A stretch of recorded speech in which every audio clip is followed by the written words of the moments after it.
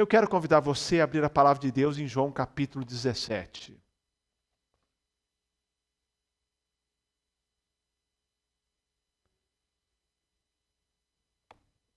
João capítulo 17. João 17, você deve se lembrar, é uma oração intercessória, conhecida como a oração sacerdotal de Jesus. Uma oração que Jesus fez antes de ser preso, julgado, condenado e morto. Então, é aquela oração final que Jesus faz na presença dos seus discípulos, pouco antes de ser preso, como disse, julgado, condenado e morto. Tem sido considerado um dos capítulos mais profundos da Bíblia. Livros têm sido escritos exclusivamente sobre esse capítulo. Você encontra livros escritos para tratar apenas de João 17. Por que é um capítulo tão extraordinário? Porque é uma oração que Jesus faz por si mesmo, uma oração que ele faz pelos apóstolos, mas uma oração que ele faz, naquele momento, pela igreja futura, que hoje somos nós também. Jesus já orou pela igreja daquela época, os seus discípulos imediatos, e ele orou pelos discípulos futuros, no grupo no qual nós nos incluímos. E nesse texto, Jesus, ele descreve as pessoas pelas quais ele vai orar, ele fala das prioridades que ele tem para esta igreja, para esse grupo, e por isso é um capítulo extraordinário. Como disse, foram as últimas palavras oficiais de Jesus antes de ser preso, julgado, condenado e morto. E esse capítulo se reveste assim de tanta importância, porque você sabe, quando alguém tem a possibilidade de estar ali nos últimos momentos da sua vida com lucidez, e ele já sabe que vai partir, ele se encarrega de falar das coisas mais importantes. Ninguém, passando pela experiência de vivenciar os últimos momentos da vida, trata nos últimos momentos da vida de coisas triviais. Ele procura dar, se ele pode, nem todos têm essa oportunidade muitos morrem sem esperar, mas aqueles que podem, por exemplo, por causa de uma enfermidade longa, ao chegar aos momentos finais da vida, ele se dedica a dar instruções. Ninguém fala assim na hora da morte, olha, eu quero dar algumas instruções, e fala para a esposa assim, olha, chama o encanador porque a torneira está pingando. Ou olha, por favor, manda o carro ali no funileiro porque está amassado. Ninguém fala dessas questões triviais. São questões que perderam valor à luz da eternidade. Mas as pessoas dão instruções sobre aquilo que é importante, sobre a unidade da família, conselhos para a família, gratidão por aquilo que a família representa para ele. Jesus, nesse tempo agora, ele gasta um tempo, investe um tempo para falar das coisas mais importantes e que ele esperava ver na vida dos seus futuros discípulos e dos seus discípulos imediatos que dariam andamento à obra. Eu queria ler com você então, e que nós hoje pudéssemos sentir o coração de Jesus, ouvir as palavras dele sobre as prioridades para a vida da igreja, a igreja que Deus quer. João 17.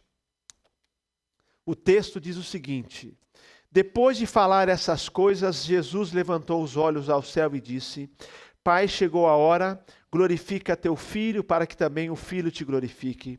Assim como lhe desse autoridade sobre toda a humanidade, para que conceda a vida eterna a todos os que lhe deste, e a vida eterna é esta, que conheçam a ti, o único Deus verdadeiro, e a Jesus Cristo que enviaste. Eu te glorifiquei na terra, completando a obra da qual me encarregaste. Agora, pois, glorifica-me, ó Pai, junto de ti mesmo, com a glória que eu tinha contigo antes que o mundo existisse. Manifestei o teu nome aos homens que do mundo me deste. Eram teus, e tu os deste a mim, e eles obedeceram à tua palavra. Agora sabem que tudo quanto me deste vem de ti, porque lhes transmiti as palavras que tu me deste, e eles as acolheram e verdadeiramente reconheceram que vim de ti e creram que tu me enviaste. Eu rogo por eles, não rogo pelo mundo, mas por aqueles que me deste, pois são teus. Todas as coisas que me pertencem são tuas, e as que te pertencem são minhas, e neles sou glorificado. Não estarei mais no mundo, mas eles estão no mundo e eu vou para ti. Pai Santo, guarda-os no teu nome que me deste, para que sejam um, assim como nós. Enquanto eu estava com eles, eu os guardei e os preservei no teu nome que me deste. Nenhum deles se perdeu, senão o filho da perdição, para que se cumprisse a Escritura. Mas agora vou para ti e digo isso enquanto estou no mundo, para que eles tenham a minha alegria em plenitude.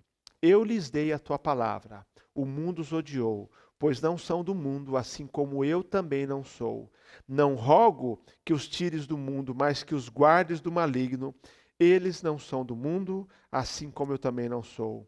Santifica-os na verdade, a tua palavra é a verdade. Assim como tu me enviastes ao mundo, eu também os enviei ao mundo, e por eles me santifico, para que também eles sejam santificados na verdade. Eu rogo não somente por esses, mas também por aqueles que virão a crer em mim, pela palavra deles, para que todos sejam um, assim como tu, ó Pai, és em mim e eu em ti, que também eles estejam em nós, para que o mundo creia que tu me enviaste. Eu lhes dei a glória que me deste, para que sejam um, assim como nós somos um. Eu neles e tu em mim, para que eles sejam levados à plena unidade, a fim de que o mundo reconheça que me enviaste e os amastes assim como me amastes. Pai, meu desejo é que aqueles que me deste estejam comigo onde eu estiver, para que vejam a minha glória, a qual me deste, pois me amaste antes da fundação do mundo. Pai justo, o mundo não te conheceu, mas eu te conheço, e estes reconheceram que tu me enviaste. E fiz que conhecessem o teu nome, e continuarei a fazê-lo conhecido, para que o amor com que me amaste esteja neles, e eu também neles esteja. Amém?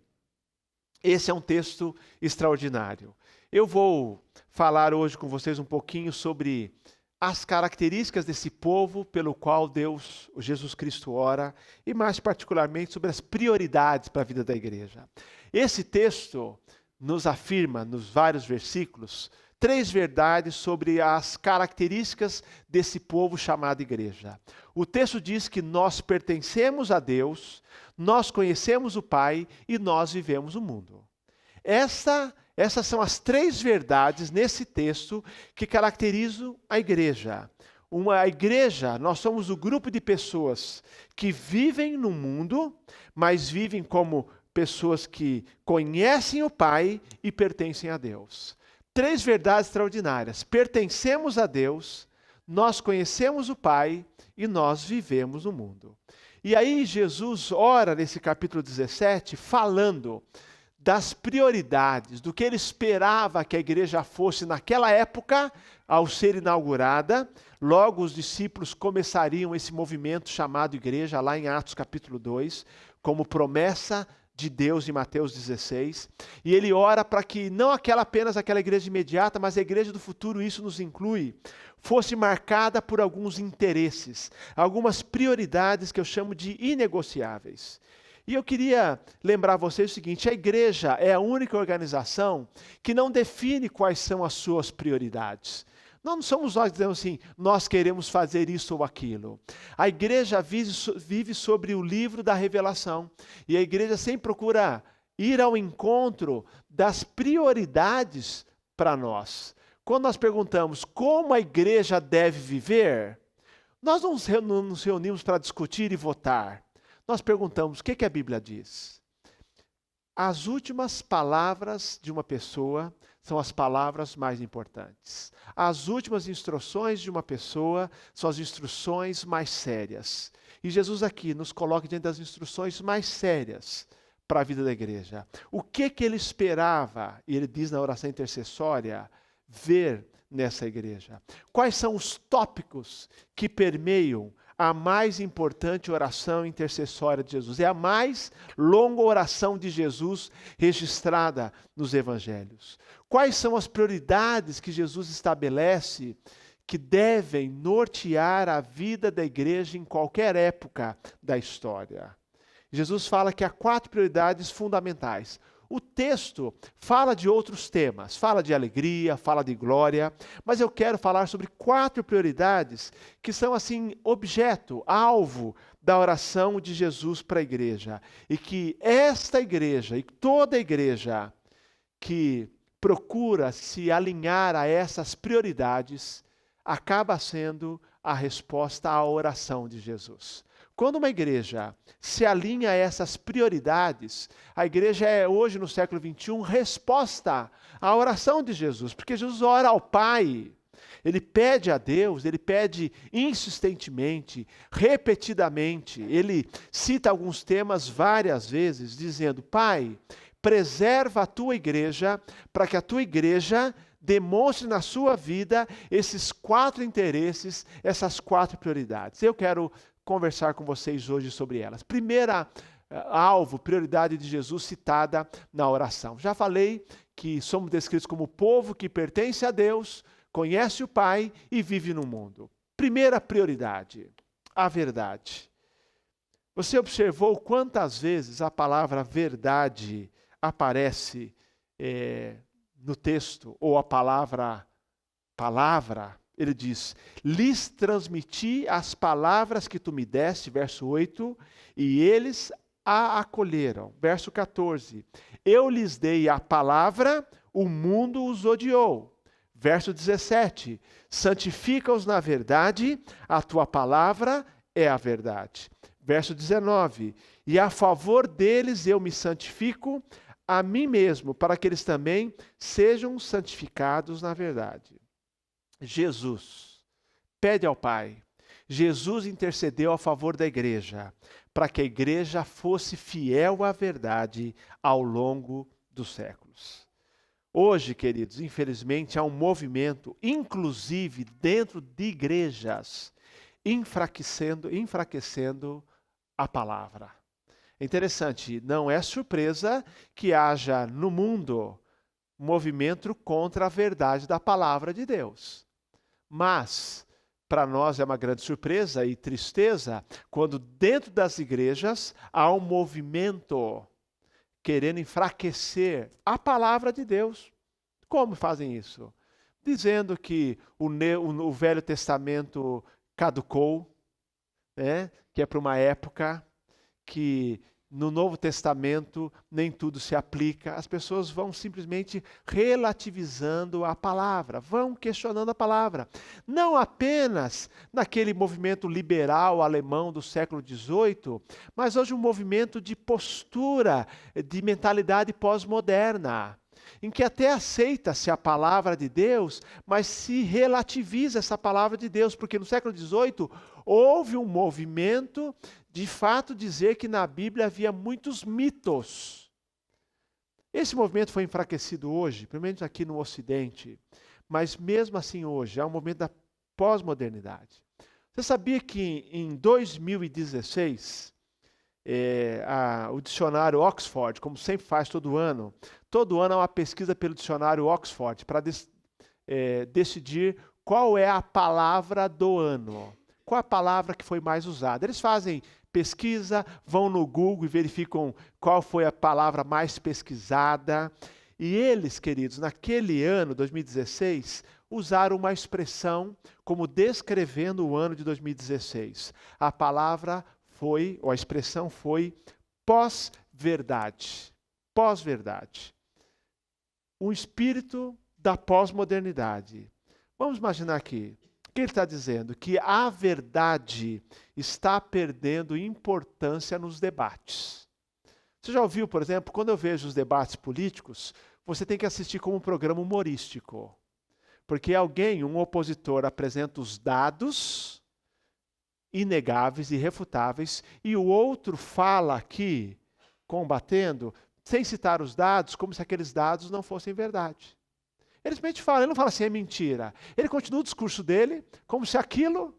A gente vê isso todo dia no jornal da EPTV. Vão na cidade, encontram lá, por exemplo, uma escola abandonada, ou um problema, um buraco. Aí vão falar com a prefeitura. Por exemplo, um exemplo claro, olha lá. Problema de uma fila no hospital.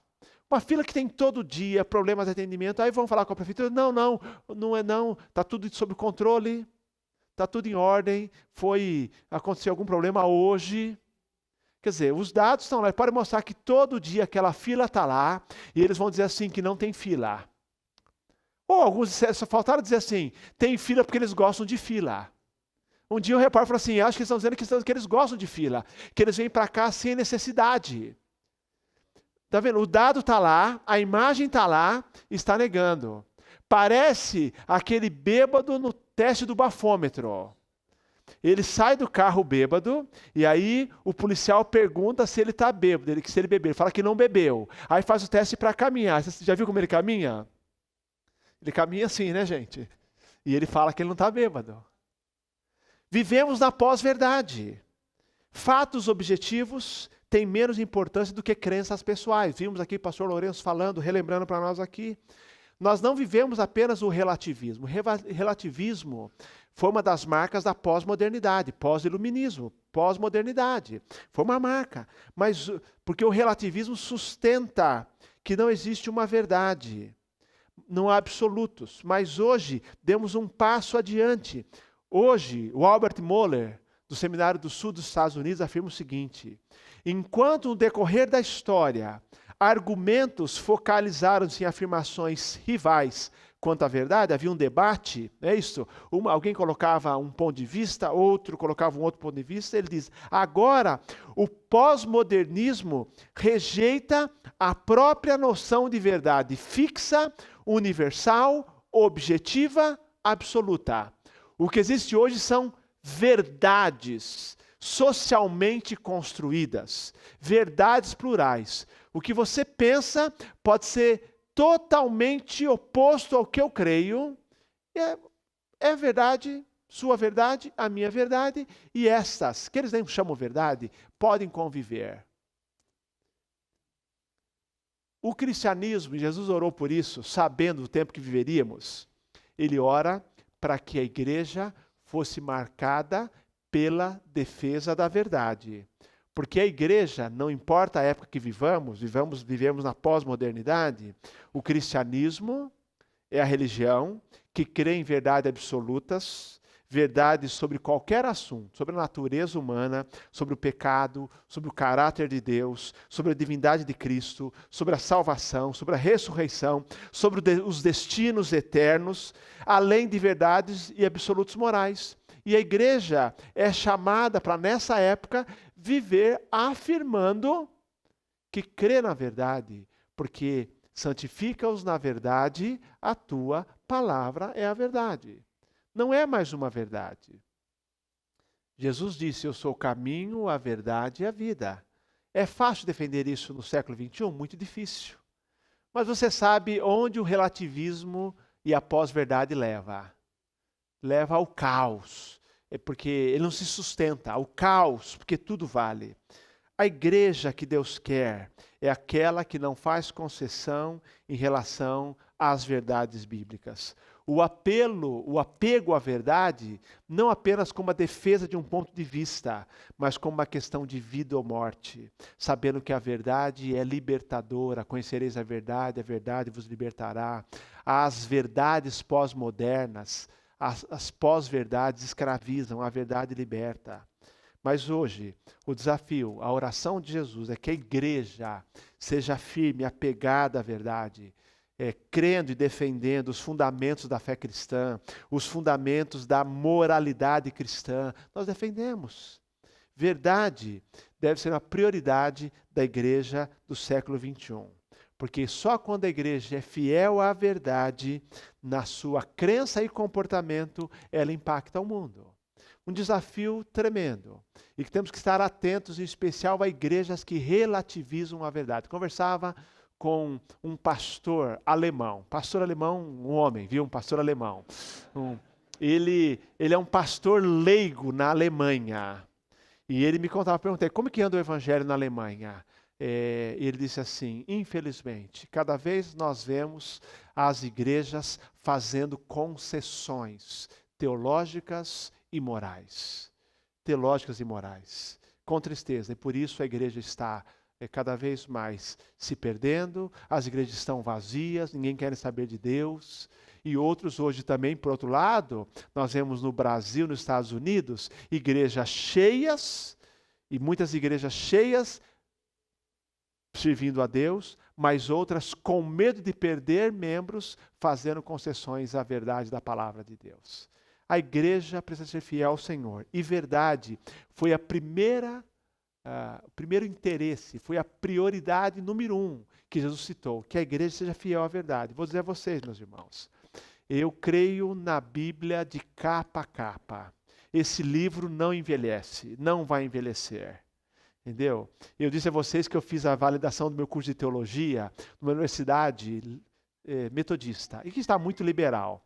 E quero dizer a vocês que as minhas aulas de Bíblia lá, que eram aulas dadas por liberais, que descriam da Bíblia, foram uma bênção na minha vida. Eu saí de lá crendo mais ainda na Bíblia. Porque eles combatiam, mas de maneira assim, estapafúrdia, absurda, sem nexo. Dizendo assim, isso aqui foi Moisés que escreveu, isso aqui não foi Moisés que escreveu, isso aqui é a teoria A, e vão dizer as teorias, e não é bem assim. Mas saí de lá com a minha fé mais firme ainda. Cada vez que eu vejo alguém combatendo as Escrituras, eu falo assim, a Bíblia, ela é a verdade, é revelação progressiva, é verdade. Nós sabemos que hoje nós não seguimos rituais do Antigo Testamento, mas continua sendo a palavra de Deus. Muitas coisas rituais do Antigo Testamento se cumpriram em Cristo, mas os mandamentos morais e todas as outras palavras de Deus são para o século 21, porque o nosso Deus ele é atemporal. Agora, se eu creio que o nosso Deus, ao revelar alguma coisa, ele estava assim, simplesmente revelando algo de acordo com aquele tempo, nós estamos dizendo que Deus envelheceu. Mas ele não envelheceu, ele é atemporal, ele é acima do tempo. O que ele falou lá em Gênesis, a começar das revelações de Gênesis, sobre pecado, queda e tudo mais, vale para o século 21. Hoje as pessoas, e muitos cristãos, estão não compreendendo, não vivendo a vida abundante que o Senhor estabeleceu, porque não entendem esse quadro geral das Escrituras, que a gente chama de metanarrativa. Tem criação, tem queda, tem redenção e tem consumação. Tudo que a gente olha para o mundo, a leitura do mundo pela verdade de Deus é essa. Eu consigo olhar o mundo com que olhos? Da criação, e isso valoriza o ser humano. Da queda, eu sei que ele é pecador. Da redenção, o preço pago por Jesus. E da consumação, terá um fim isso. Agora, se eu nego essas verdades, eu não compreendo o mundo. As pessoas não conseguem compreender a maldade em alta escala do mundo, porque não entendem a queda ou negam a queda. Se você olhar para a queda e saber quem é o ser humano, você vai compreender. Porque está ali, está revelado nas Escrituras. Nós também compreendemos a grande transformação que Deus faz por meio da redenção. Nós entendemos que é possível alguém mudar. Por que nós cremos nisso? É um otimismo humano? Não. É crença no poder do Evangelho manifestado por Cristo Jesus. Nós sabemos que a história caminha para o final. Orar, Jesus ora pela verdade, e as igrejas não podem relativizar essa verdade. Segunda prioridade citada por Jesus. Jesus ora para que a igreja, em todas as épocas, seja uma igreja santa. Esse é um princípio fundamental. Quantas vezes Jesus diz nesse texto, você observou? Eles estão no mundo, mas não são do mundo. Esse é o texto que mais fala disso. Versículo 6, Jesus fala, do mundo me deste. Verso 9, não rogo pelo mundo. Versículo 11, eles estão no mundo. Verso 14, o mundo os odiou, pois não são do mundo. Verso 15, não rogo que os tires do mundo. Verso 18, eles não são do mundo. É o tema da santidade. É o tema que diz assim, eu vivo do mundo, mas eu não sou mais do mundo no sentido de que sistema que vive contra Deus. O tema santidade é o tema destacado aqui. E a busca de santidade tem que ser uma prioridade. Eu tenho que aprender a viver no mundo, mas não sendo do mundo. Santidade sempre foi uma prioridade no Antigo e Novo Testamento. Números fala muito de santidade. Novo Testamento, os evangelhos falam de santidade, os autores das cartas falam de santidade. Então é uma prioridade que Jesus cita na sua oração. Hebreus 12:14 diz: segui a paz com todos e a santificação, sem a qual ninguém verá o Senhor. Mas vamos pensar aqui também a igreja do século 21. Santidade não é um tema que está em alta. Hoje, o que nós mais vemos nas igrejas são mensagens positivistas. Não estou dizendo que temos que pregar mensagens negativistas, mas quando uma igreja só prega mensagens positivistas, no sentido de mensagens positivas, dizendo assim, não fala de sofrimento, não fala de pecado, não fala de disciplina cristã, fala apenas de vitória, fala apenas de conquista, fala apenas de vida abundante, fala apenas de que o Senhor está contigo, só fala o Senhor é meu pastor, e vai citando isso, é um recorte muito pequeno do Evangelho. Porque o Evangelho nos ensina, por exemplo, que um dos temas principais é a santidade e a vida com Deus. Então, a mensagem do Evangelho é a mensagem positiva, mas eu não posso, de tal forma, negligenciar aquilo que para Jesus é central. Hoje, por exemplo, o que as pessoas desejam? Santidade? Não. Desejam felicidade, desejam riqueza, desejam sucesso, desejam conforto, desejam status. É isso que se quer. E nós temos que reposicionar santidade na nossa mente, porque é uma prioridade. A santidade, segundo a Bíblia, está no centro da vontade de Deus. Ele já nos elegeu, já nos salvou antes da fundação do mundo para sermos santos. 1 Pedro fala sobre isso, como Deus é santo, nós devemos ser santos em toda a nossa maneira de viver. Ronald Sider escreveu um livro chamado O Escândalo do Comportamento Evangélico, que eu cito algumas vezes porque ele tem vários capítulos, e nesse livro, O Escândalo do Comportamento Evangélico, por meio de pesquisas que ele fez entre cristãos e não cristãos, ele chegou à seguinte conclusão: os evangélicos, diz ele, afirmam crer nos princípios bíblicos e no poder de Deus de transformar vidas. Contudo, pesquisas demonstram que muitos não vivem de modo diferente do resto do mundo. Ele comparou o comportamento, os objetivos de vida de não cristãos e cristãos, e era quase igual, pouca diferença, quase não notada, porque nós afirmamos crer, mas não vivemos. Só vamos viver se reposicionarmos a importância da santidade na nossa mente. Jesus ora para que nós não apenas creiamos corretamente, tenhamos uma teologia correta. Ele pede, ele ora para que tenhamos também uma vida correta. Aquilo que a gente chama de ortodoxia, que é a crença correta, mas a ortopraxia, que é a prática correta. E Jesus fala, por isso que ele diz que a santidade está ligada à palavra. Santifica-os na verdade, a tua palavra é a verdade. Então, um compromisso moral e ético. Confesso que eu fico ainda muito preocupado, e isso está aumentando, a maneira como os cristãos estão olhando para o pecado como algo natural. O que escandalizava já não escandaliza mais. Então hoje, mesmo os cristãos, nós estamos entrando numa descendente de olharmos para o pecado. Enquanto nós não voltarmos a ver o pecado com a seriedade que a Bíblia estabelece, nós não seremos capazes também de desfrutar e conhecer e compreender a grandeza do amor de Deus. Então, pecados, atitudes escandalosas no passado, porque a Bíblia fala, já não são escandalosas, já não chocam, porque nós estamos deixando a santidade em segundo lugar. Santificação é a verdade encarnada na nossa vida. Santificação, segundo Jesus, é ser sal da terra e ser luz do mundo. Jesus ora para que nós vivamos não como as pessoas do mundo, mas nós vivamos no mundo não imitando os seus caminhos. Eu creio que esse é um grande desafio. E sem santificação não há futuro para a igreja. Em Josué 3,5, quando o povo está prestes a entrar na terra prometida, Josué recebe do Senhor a seguinte palavra que ele transmite ao povo. Ordem do Senhor: santificai-vos, porque amanhã o Senhor fará maravilhas no meio de vós.